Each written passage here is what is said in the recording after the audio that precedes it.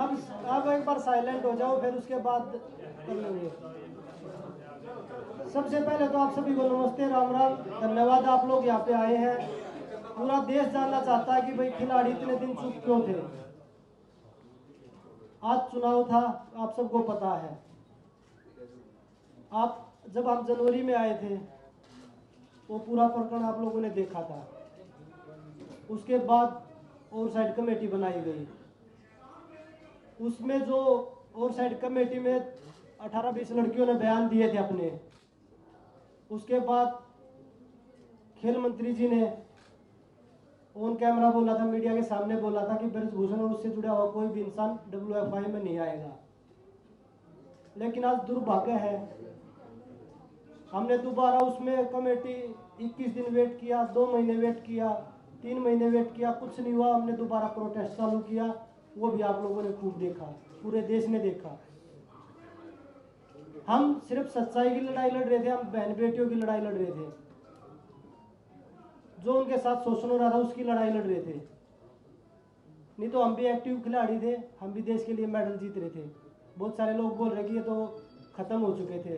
Current में 2022 में जब कॉमनवेल्थ गेम्स में गोल्ड आया था 3 का, उसके बाद वर्ल्ड चैंपियनशिप में कितने मेडल एक बार देश में देख लीजिए। उसके बाद दोनों का, मेरा रूविनेस का वर्ल्ड चैंपियनशिप में मेडल आया था। तो मुझे नहीं लगता कि भाई बेटियों को न्याय मिलेगा, क्योंकि जिस हिसाब से पूरे तंत्र ने काम किया है, बेटियों को तोड़ने का काम अभी भी चल रहा है। आज WFI के चुनाव देख लिया आपने, उसी का आदमी बना है। उसके बावजूद जब खेल मंत्री जी के सामने 15-20 लड़कियों ने अपनी आप बीती बताई थी, आज 6 लड़कियां हैं, 6 लड़कियां में भी तोड़ने पे पूरा जोर लगाया जा रहा है। आज तो WFI के चुनाव में किया है, धीरे धीरे उसको कोर्ट से भी बरी करवा देंगे, मुझे लग रहा है जो। लेकिन फिर भी हमें भरोसा है न्यायपालिका पर, क्योंकि मुझे लगता है कि जो हमारे देश में न्याय बचा है वो सिर्फ न्यायपालिका में ही बचा है। तो हमें अब भी उससे उम्मीद है, माननीय सुप्रीम कोर्ट से, माननीय दिल्ली हाई कोर्ट से। तो हमें लगता है कि हमें जो बहन बेटियों को जो न्याय की लड़ाई है, जो आने वाली जो हमारी पीढ़ी है ना, हमने जो लड़ाई लड़ी,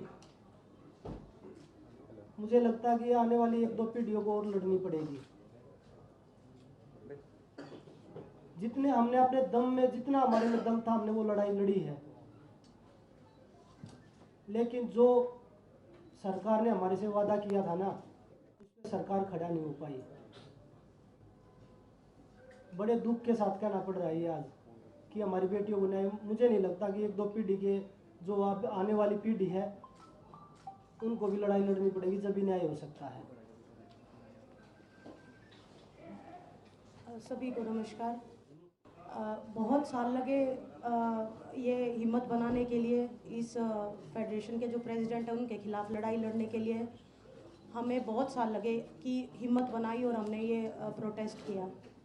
लेकिन आज सब आपको नतीजा पता ही है कि प्रेसिडेंट जो है उसी का, उसके बेटे से भी प्रिय है, उसका राइट हैंड यूँ मान लो प्रेसिडेंट बना है आज रेसलिंग फेडरेशन का। तो जो सरकार ने कमिटमेंट की थी वो पूरी नहीं हुई। हमारी मांग थी महिला प्रेसिडेंट की, कि महिला प्रेसिडेंट होगी तो शोषण नहीं होगा। लेकिन ना पहले महिला का कोई भागीदारी थी। आज आप पूरे इलेक्शन उसकी लिस्ट उठा के देख लो, एक भी महिला को कोई स्थान नहीं दिया गया। तो बस यही कहना चाहूँगी कि जो ये लड़ाई है, ये हमने तो अपनी पूरी हिम्मत करके लड़ी, लेकिन ये लड़ाई जारी ही रहेगी, क्योंकि आने वाली जो और फ्यूचर है, जो बेटे हैं, बेटियां हैं, जो रेसलर्स हैं नई जनरेशन के, उनको ये लड़ाई लड़नी पड़ेगी। और मैं ये कहना चाहूँगी कि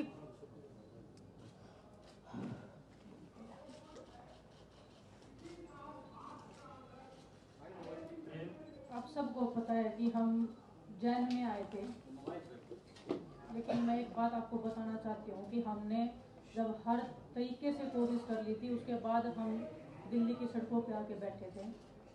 सबसे पहले हम गृह मंत्री जी से मिले थे, मैं और बजरंग गए थे मिलने के लिए। हमने उनको इस बारे में बिल्कुल अवगत कराया था। क्लियरली हमने नाम लेके लड़कियों का बताया था कि किसके साथ में क्या क्या हुआ है। प्लीज़ आप इसको देखिए और प्लीज़ हमारी रेसलिंग को आप बचा लीजिए, क्योंकि अभी अंत हो रहा है।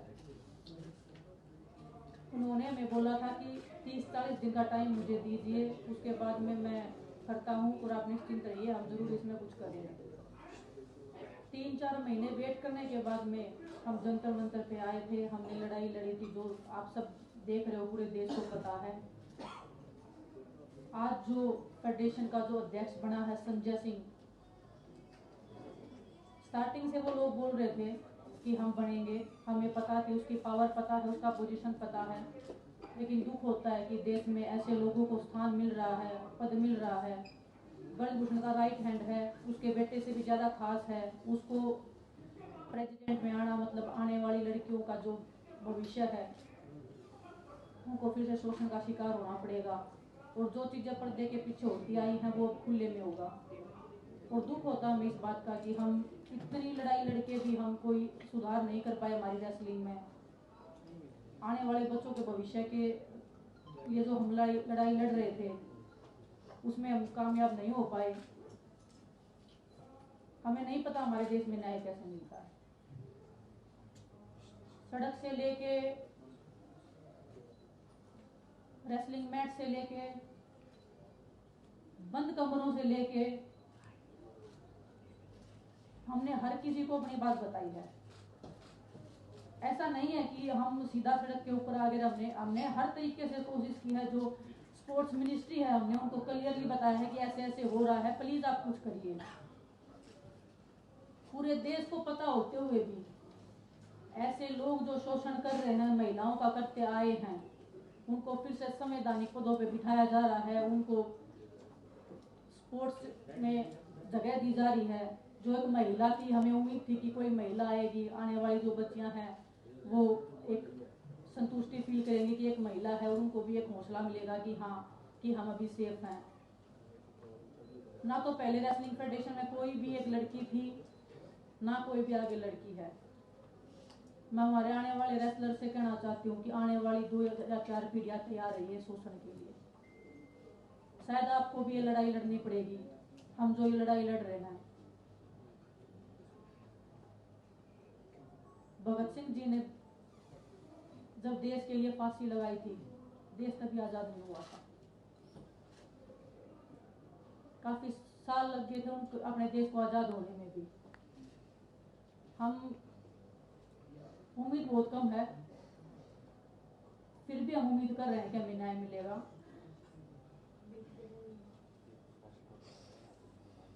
लेकिन बड़ी दुख की बात है, आज हमारे रेसलिंग का जो भविष्य है वो अंधकार में है। हमें नहीं पता कहाँ पे अरदास मिलती है, किसके सामने जाके हम अपना दुख बताएं।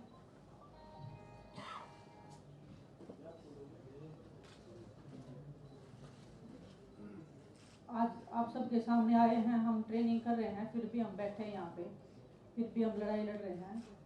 उम्मीद करें कि वो आंसू और उम्मीद हम खुद से जगा पाएं।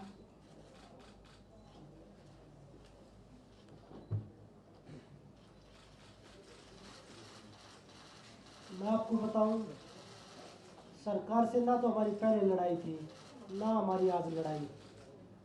हम एक व्यक्तिगत आदमी के खिलाफ लड़ रहे थे जो बच्चियों का, लड़कियों का शोषण कर रहा था, बहन बेटियों का। उसने अपनी पावर से हर तरीके से, कभी उसको राजनीति मोड़ दिया, कभी जातिवाद का मोड़ दिया, कभी उसने हरियाणा यूपी का मोड़ दिया, क्योंकि उसके पास पावर है। और वो आप सब ने देख ली, हमने भी देख ली। जो हमारे से जितने भी लोग जुड़ रहे हैं प्रोटेस्ट से, चाहे वो हमारे कोचिज हैं, चाहे वो हमारे खिलाड़ी हैं, चाहे उसमें हम हैं, किसी का भी अब आगे भविष्य सेफ नहीं है। किसी के साथ भी कोई भी घटना, चाहे वो कार एक्सीडेंट लगा लीजिए, चाहे वो कोई भी A to Z कैसे भी आरोप लगा लीजिए, वो लगने शुरू हो जाएंगे आगे। क्योंकि हम सब ने, पूरे देश ने उसकी पावर का, उसका जो तंत्र है, जो काम कर रहा है उसके पीछे, वो सब ने देख लिया है। जिस तरीके से वो लोगों में अपना भ्रम फैला रहे हैं, लोगों को तोड़ने की। जब 20 लड़कियां स्टार्टिंग में आई थी, उनमें उन्होंने 6 छोड़ दी, उनके भी पीछे एक एक करके सबको तोड़ने लग रहे हैं। तो इससे बुरा दौर क्या होगा देश के लिए। और मुझे नहीं पता, वो न्याय विनेश भी बोल रही थी, साक्षी बोल रही थी, कब मिलेगा ये लड़ाई। चलो हम लड़े, हम नहीं जीत पाए, लेकिन ये लड़ाई किसी न किसी को, जो आने वाली पीढ़ी उनमें, उनको भी किसी न किसी को लड़नी पड़ेगी। विनेश ने बताया, भगत सिंह को जब फांसी हुई थी तो उसके 20-25 साल बाद हमें आज़ादी मिली थी, लेकिन पता नहीं कुश्ती से आज़ादी हमें कब मिलेगी। अब हमारी रेसलिंग का कैरियर, हमें नहीं लगता कि आगे हम रेसलिंग कर पाएंगे या नहीं कर पाएंगे, क्योंकि जब उसी के लोग आ रहे हैं, वो जो बच्चे हैं जो उनके खिलाफ लड़ाई लड़ रहे थे, इतनी हिम्मत जुटा के वो आगे आए थे, इतने साल लगे उनको ये हिम्मत जुटाने में। जो हमारे देश की, जो गांव में, जो देहात में महिलाएं हैं, वो इस शोषण से गुजरती होंगी, तो वो भी तो देखती होंगी कि हम किसके सामने आवाज़ रखें। जब हमने पूरे देश के सामने, पूरी सरकार के सामने सारी चीज़ें खोल के रख दी, उसके बाद भी न्याय नहीं मिला, तो वो बहन बेटियां किसके सामने रखेंगे अपनी बातें।